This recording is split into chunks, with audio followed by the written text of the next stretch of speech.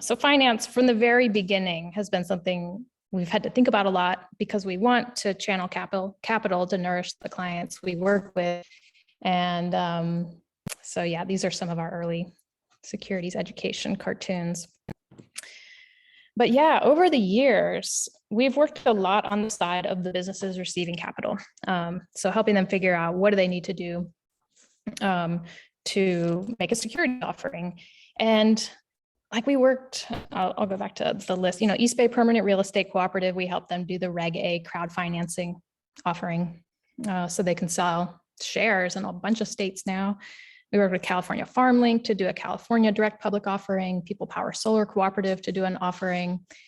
But then it was kind of like, all right, so where's all the money going to come from? And that's when we really started to shift our focus over to the investors and the pools of funds that we could tap.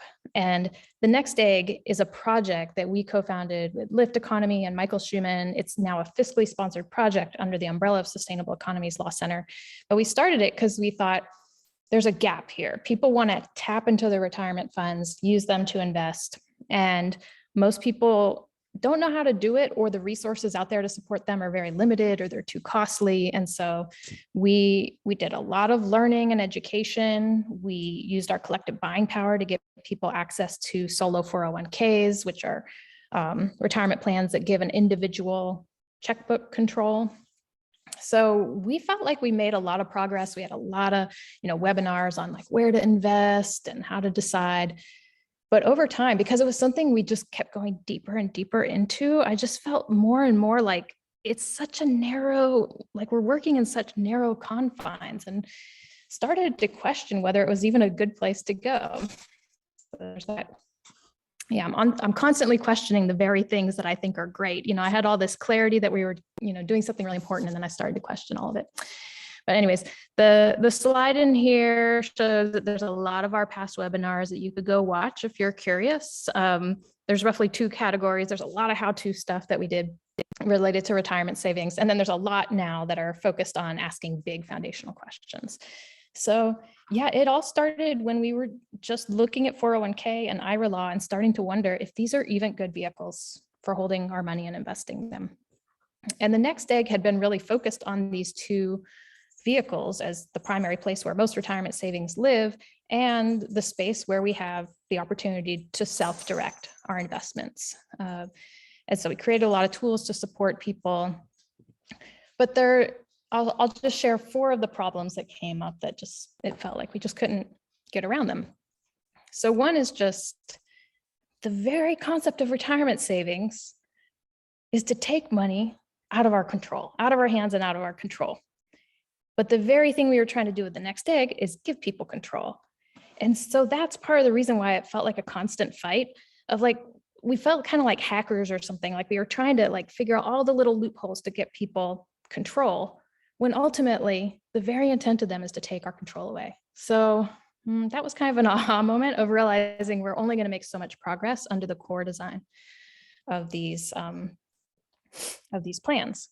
So then a second problem is, okay, we've taken the money away from our control, and now we're applying some rules to it. And those are the rules that come from trust law that say, okay, you don't control your money now, this trustee controls it. And the trustee has these rules that they must follow, the duty of loyalty, duty of care. And both of these have turned out to be very challenging.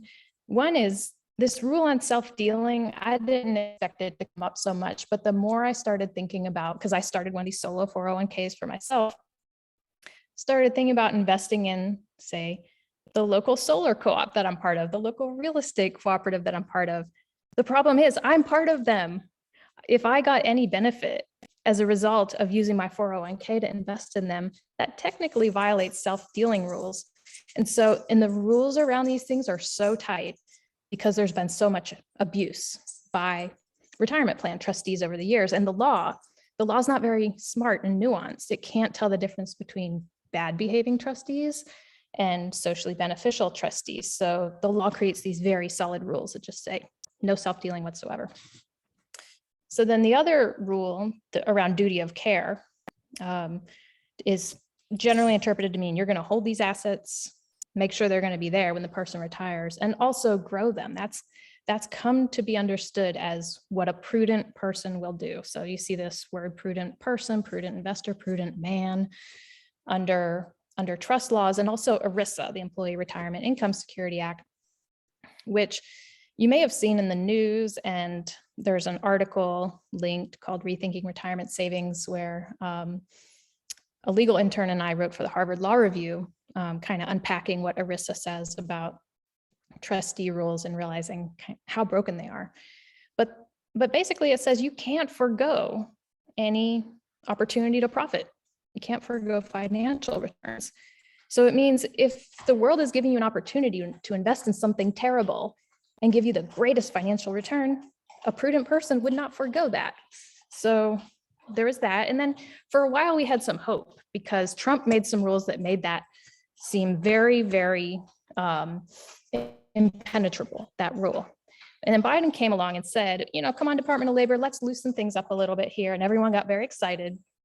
But if you read the rules that have been proposed, they don't really change anything. They still say you can't forgo financial returns.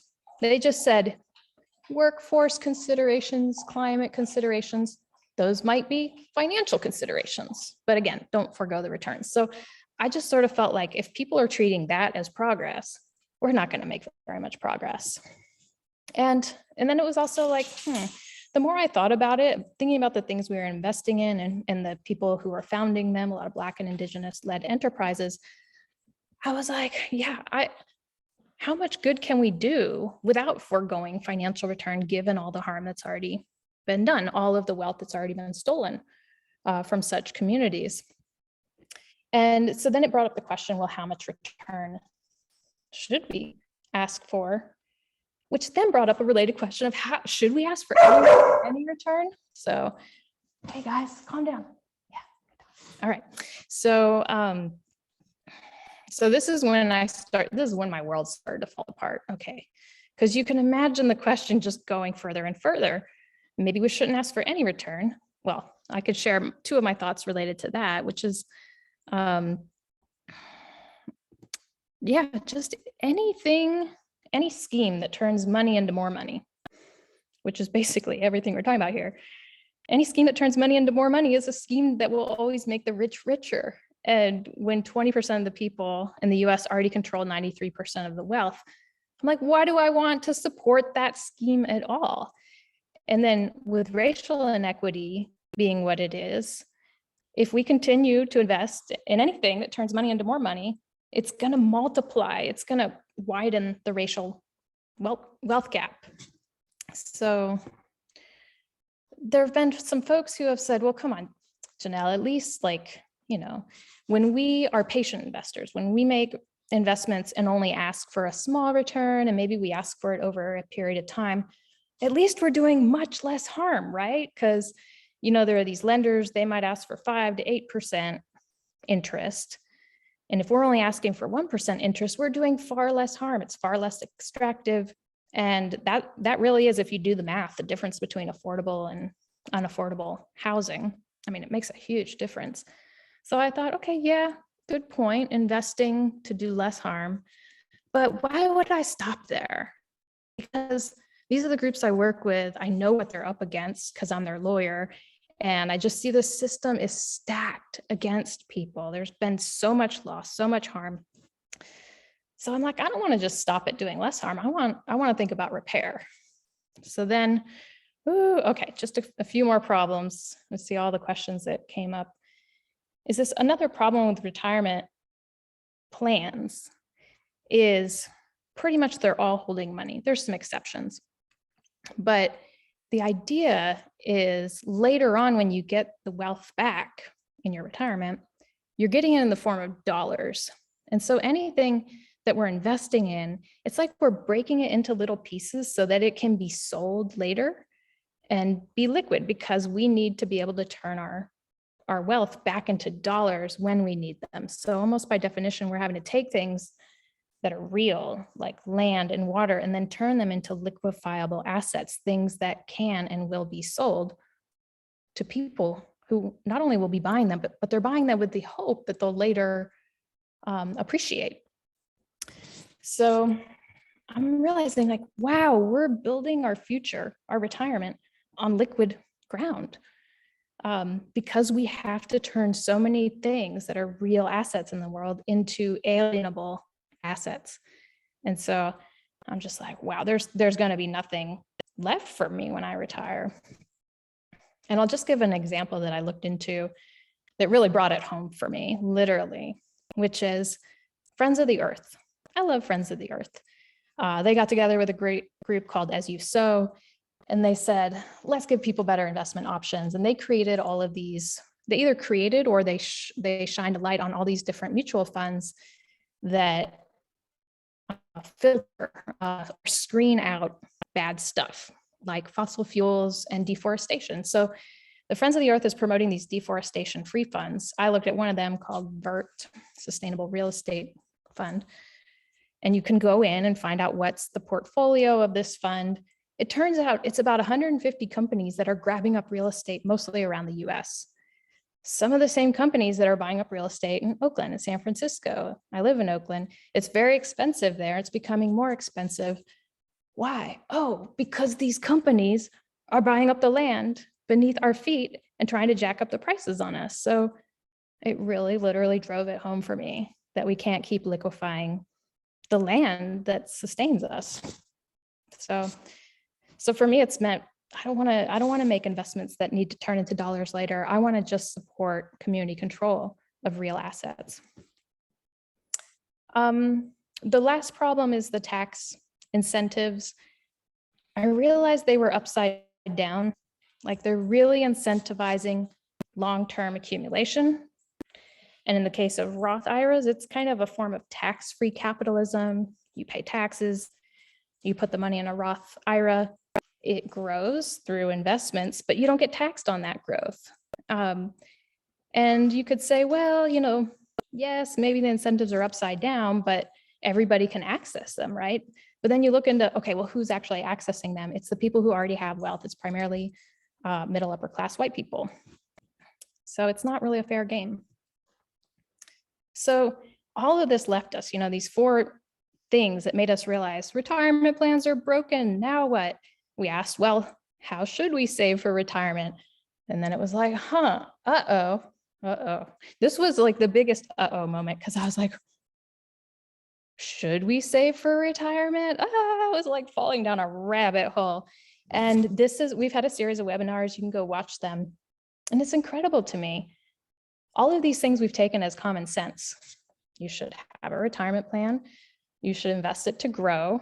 You should save money. We've all been taught that it's common sense. Now, people are questioning this. It's so huge.